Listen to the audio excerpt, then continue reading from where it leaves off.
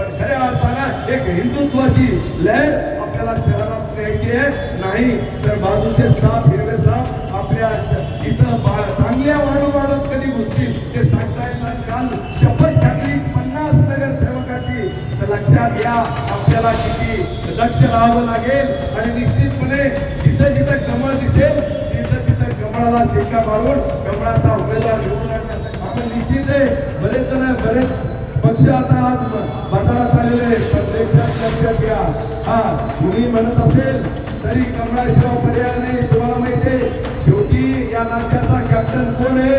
देवेंद्रजी फडणवीस या राज्याचे कॅप्टन आले. ते आमच्या स्पीचवर ठेवू लागले बरं का, कमळाच्या स्पीचवर ठेवू लागले ते. आणि त्यामुळे कोणतेही निशाणा घेऊन या पण राज्य चालू आहे कमळाच्या पीचवर. आणि त्यामुळे कमळाशिवाय पर्याय नाहीये ही भूमिका घेऊन आपण का म्हणते आम्ही पालक आहोत. पण लक्षात ठेवा देवेंद्रजी फडणवीस मुख्यमंत्री, आम्ही मालक आहोत. आम्ही मालक आहे लक्षात घ्या. तुम्ही आमच्या बरोबर आहे आणि त्याच्यामुळं थोडं हळून चालला. त्या कमळामुळे तुम्ही आलात तर आमच्या बरोबरच आहात आणि आमच्या बरोबरच राहा.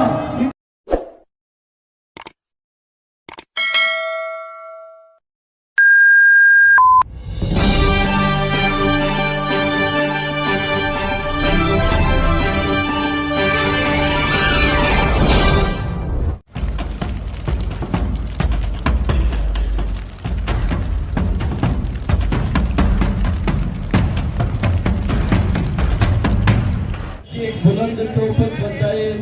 सुहास भाऊ दासरे, माडाचे माजी सभापती अनिल भाऊ बोलकर, स्थायी समितीचे माजी सभापती आमचे सहकारी अविनाशी कुमावत आणि प्रशांत दिगोळे हे आपल्या असंख्य कार्यकर्त्यांसह भारतीय जनता पार्टीमध्ये प्रवेश करीत आहे. मी माननीय आचार्य डॉक्टर साहेब आणि संजय भाऊंना विनंती करतो की या सर्वांना भारतीय जनता पार्टीमध्ये आपण टाळ्याच्या गजरात स्वागत करा.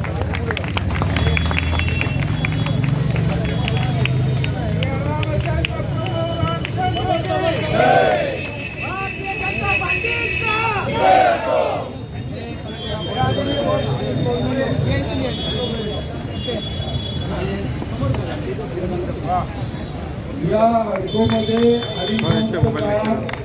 अतिशय जोरदार असणार आहे.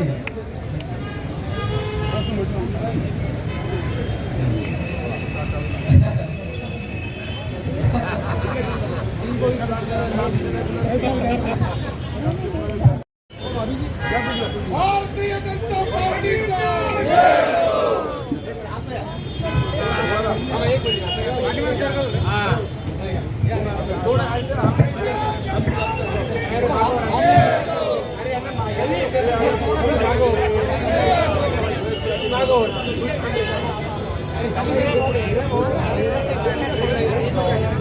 भारतीय जनता पार्टीचा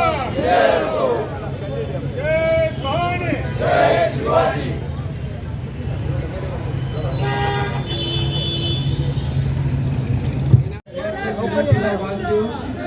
हम तुम्हारे साथ हैं.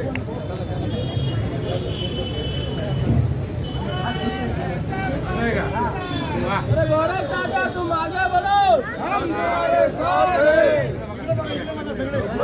गौरव काका तुम आगे बढ़ो. हम तुम्हारे साथ हैं.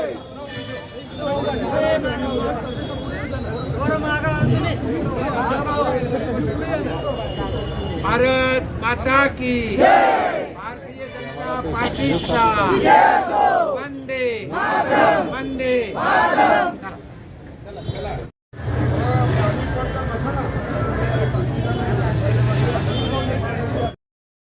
नरेंद्रजी आणि राज्यात देवेंद्रजी खऱ्या अर्थाने आज आपल्याला ज्या पद्धतीने छत्रपती आपल्या संभाजीनगर महानगरपालिकेचा सर्वांगीण विकासाच्या भूमिकेतून ही महानगरपालिका बदलली जाते. नुसतं तेवढंच नाही, आज खऱ्या अर्थानं प्रत्येक ठिकाणी जागोजागी आपल्याला कमळाचा प्रभाव तुम्हाला दिसून येईल. निश्चितपणे जे काम केलं, जे 500 वर्षापासून आपण जे स्वप्न पाहत होतो, आपले खापर पंजोबा असो, त्यांचे खापर पंजो जे स्वप्न पाहत होते राम मंदिराचं, त्याची पूर्ती करण्याचं काम भारतीय जनता पार्टीने केलं. काशी विश्वनाथाच्या मंदिराचा जीर्णोद्धार भारतीय जनता पार्टीने केलं. जो काश्मीर हमारा है ही खऱ्या अर्थानं घोषणा देऊन या काश्मीर करता समर्पित होणारे खऱ्या अर्थानं जे आमचे श्यामाप्रसाद मुखर्जी आहे, त्या श्यामाप्रसाद मुखर्जींना आदरांजली वाहिली 370 कलम रद्द करून आणि तो काश्मीर खऱ्या अर्थानं एकमुखी या हिंदुस्थानाचा भाग करून दाखवला. आणि ज्या लाल चौकात तिरंगा झेंड्यासाठी आम्ही गेलो होतो तिथं आता सन्मानानं तिरंगा झेंडा त्या चौकात फडकवण्याचं काम आपण करतोय. अत्यंत चांगल्या पद्धतीनं देशामध्ये राष्ट्राची संस्कृती धरोहर धरून आपण या देशाचा विकास करतो. त्याच भूमिकेतून आपल्यालाही या शहराचं परिवर्तन करायचं आहे. आणि म्हणून या परिवर्तनाच्या या यज्ञामध्ये खरं तर आपल्याला सर्वांना आता समर्पित होऊन काम करून या चारही उमेदवारांना कमळाच्या चिन्हावर आपल्याला निवडून आणायचं आहे. निश्चितच खरं तर आज मी सुहास भाऊ, मी काही बऱ्याच जणांचे नाव नाही घेतले, परंतु सर्व सन्माननीय व्यासपीठ, कारण डॉक्टर साहेबांना आपली सगळ्यांचे नावं घेणार आहेत आणि त्याच्यामुळे मी कार्यकर्ता म्हणून सगळ्यांना माझं सन्माननीय व्यासपीठ आणि ज्यांच्या आशीर्वादामुळे विधानसभा जिंकली असे सर्व माझे नागरिक माता बंधू भगिनींनो, निश्चितपणे येणाऱ्या काळामध्ये जे या छत्रपती संभाजीनगरचं परिवर्तन करायचं आहे त्या परिवर्तनाची भूमिका घेऊन कमळ आपल्याकडे आलेले आहे. व्यक्ती म्हणून ही लढाई नाहीये, ही खरं तर विचाराची कमळाची लढाई आहे. खरं तर या छत्रपती संभाजीनगरच्या विकसित आणि संरक्षित छत्रपती संभाजीनगरची लढाई आहे आणि त्या भूमिकेसाठी हे कमळ आपल्याला खऱ्या अर्थानं निवडून आणायचं आहे. आणि म्हणूनच यापुढे सुद्धा काही गोष्टी चालू आहे या शहरामध्ये.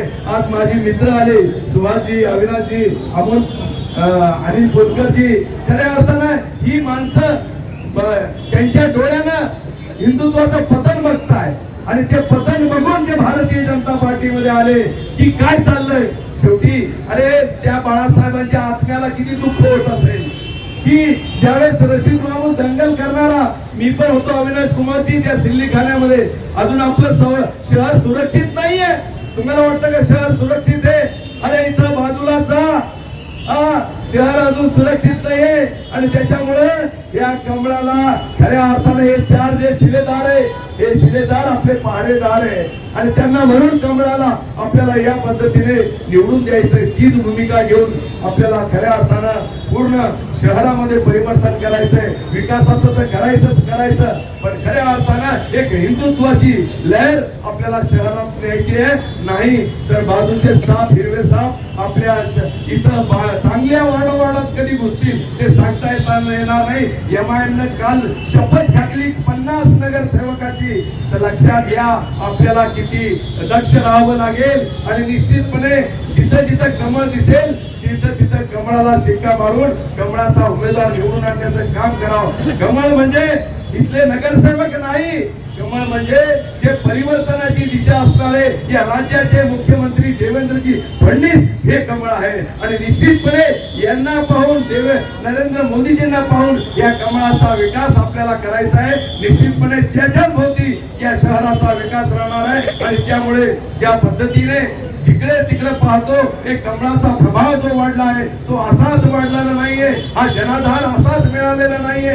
ज्या वेळेस खऱ्या अर्थानं 50 वर्षापासून लढाई आहे, या 50 वर्षामध्ये असंख्य कार्यकर्त्यांनी रस्त्यावर येऊन या लोकांचा या कमळाच्या भारतीय जनता पार्टीचा जनाधाराचा विचार खऱ्या अर्थानं रुजवला आणि तीही मंडळी आज खऱ्या अर्थानं रिंगणात उतरली. आणि त्यामुळे तुमचं काम आहे त्या सर्व उमेदवारांना आपण निवडून देण्यात यावं. आपण निश्चित आहे बरेच पक्ष आता आज बाजारात आलेले, पण लक्षात घ्या कुणी म्हणत असेल तरी कमळाशिवाय पर्याय नाही. तुम्हाला माहिती आहे शेवटी या राज्याचा कॅप्टन कोण आहे?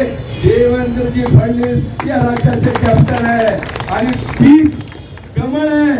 हे बघा जे बी आले ते आमच्याच पिचवर ठेवू राहिले बरं का, कमळाच्याच पिचवर ठेवू लागले ते. आणि ज्यामुळे कोणतेही निशाणे घेऊन या पण राज्य चालू आहे कमळाच्या पीचवर आणि त्यामुळे कमळाशिवाय पर्याय नाहीये ही भूमिका घेऊन आपण काम करतोय. बरेच जण म्हणतील आम्ही पालक आहोत, पण लक्षात ठेवा देवेंद्रजी फडणवीस मुख्यमंत्री, आम्ही मालक आहोत. आम्ही मालक आहे, लक्षात घ्या. तुम्ही आमच्या बरोबर आहे आणि त्याच्यामुळं थोडं हळू चाला. ज्या कमळामुळे तुम्ही आलात तर आमच्या बरोबरच आहात आणि आमच्या बरोबरच राहा. निश्चितपणे या शहराचा विकास करायचा असेल तर येणाऱ्या काळात आपण कमळाशिवाय कमळाची वज्रमूठ करण्याकरता आशीर्वाद या उमेदवारांना द्या, एवढी भावना इथं करतो. आणि निश्चित सांगू इच्छितो या मध्ये या टीव्ही सेंटरला माझ्या असंख्य कार्यकर्त्यांनी याचं कमळ उजवलेलं आहे. त्यावेळेस या 4 जणांना तुम्ही निवडून देणार, तर त्या निवडून दिल्यानंतर खऱ्या अर्थानं हा विजय, 4ही जणांच्या कमळाचा विजय आम्ही इथल्या ज्या जुन्या कार्यकर्त्यांनी खऱ्या अर्थाने इथं भारतीय जनता पार्टी रुजवली अशा विकास पाटील जे आमचे स्वर्गीय विकास पाटील आहे, स्वर्गीय गोविंद जोशी आहे, स्वर्गीय लक्ष्मण कुलकर्णी आहे, स्वर्गीय मुंडलिक ताई आहे, मुंडलिक काका आहे, सावळे दादा आहे, बाळू जैन आहे, स्वर्गीय यांना समर्पित करू आम्ही हा विजय. त्याच्यामुळे ही ताकद आमच्या कार्यकर्त्यांमध्ये द्यावी एवढी भावना इथं व्यक्त करतो आणि मी माझं मार्गदर्शन थांबवतो. याच्यासाठी आहे आपली निवडणूक हिंदुत्वावरती चाललेली आहे आणि भारतीय जनता पार्टी हा एकच पक्ष आहे जो हिंदुत्वाच्या बाजूने उभा आहे. एक शिवसेना होती एकेकाळी, पण आता त्याच शिवसेनेने रशीदखान मामूला बरोबर घेतलाय, म्हणून आता ती शिवसेना हिंदुत्वाची राहिलेली नाही. म्हणून अनिलजी फोनकर असतील, अरुणाची कुमावत असतील, शिवाजी ठाकरे असतील, प्रशांतजी दिगोळे असतील, यांनी आज भाजपमध्ये प्रवेश दिलेला आहे. मी त्यांचं स्वागत करतो, अभिनंदन करतो. तसं संजयजींनी सांगितलं, अरे बाबा या राज्याचा मालक देवेंद्रजी फडणवीस आहेत. फडणवीस साहेब ठरवतात कुठं काय द्यायचं, काय करायचं, आणि देशाचे मालक माननीय मोदी साहेब आहेत. अशा परिस्थितीमध्ये आपल्याला त्या संभाजीनगरचा मालक ठरवायचा आहे, संभाजीनगरचा महापौर ठरवायचा आहे. आणि हा महापौर जर भाजपचा आला तर आपल्याला न्याय मिळणार आहे. उद्या मोदी साहेबांना इथं मदत करायची आहे, आपला महापौर असतील तर मदत करतील. फडणवीस साहेबांना मदत करायची आहे, आपला महापौर असतील तर आपला विकास होईल. म्हणून मी विनंती करतो आपल्याला आपला भाजपचा महापौर निवडायचा आहे. आणि त्यासाठी 4ही उमेदवार महेश मालवकर असतील, चित्तेताई असतील, जयंताई असतील आणि जीवप्पा हिवराळे असतील, यांना निवडून द्या. मी जास्त वेळ बोलणार नाही, पण सांगू इच्छितो जसं पिण्याच्या पाण्याचा प्रश्न सुटत आलाय, आता तुम्हाला काही महिन्यामध्ये मुबलक पाणी मिळणार आहे.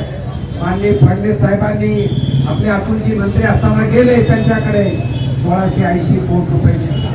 1680 कोटी रुपये दिले, पण मध्ये महाविकास आघाडीचं सरकार आलं आणि जवळजवळ 2-2.5 वर्ष निर्यात काढल्याने 2.5 वर्ष त्यांच्यामुळे गेली. नंतर किमती वाढल्या, अमृतोन मधून फुलकरजी 1000 कोटी केंद्राला दिले आणि 2800 कोटी रुपयाच्या. दुसरी महत्वाची गोष्ट माननीय फडणवीस साहेबांनी आमच्या लाडक्या बहिणी